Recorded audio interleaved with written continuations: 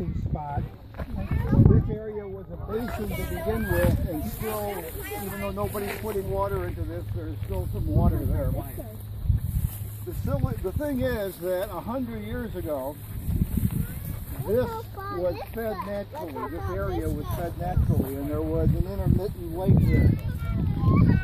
Then they built the reservoir, and they put a channel in, and you'll see the input flow over there on the slope going down.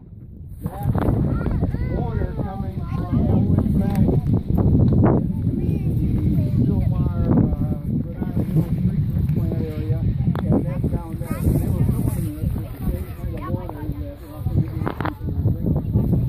They took the natural, at that time they took the natural flows and re-channeled them into the sewer system underneath the reservoir to get that water out of here and into the ocean. Now in 2016... Sorry, there are pipes under the reservoir? Get away from the edge.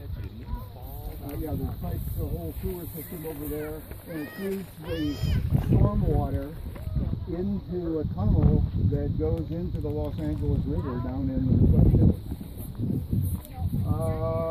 Okay, so what they did just in 2016 is they took this white channel over here and made it more sturdier, and it made this east flow coming up. We set up on the culvert for the other flow of the river, and no more water runs into the sewer. They do not put any water into the main reservoir itself.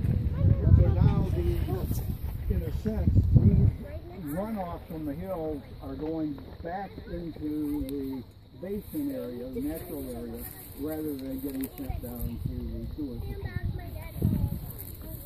Okay, in a minute we're going to make a left turn and go down to the very edge of the pond. The bigger the rock is, the better. Don't go, Jack. Oh, nice. I thought you were gonna get a rock like way down there. That did not make it. Wow, good throw.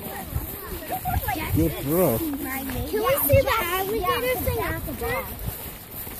Yeah. That's the boss. He said my name. How does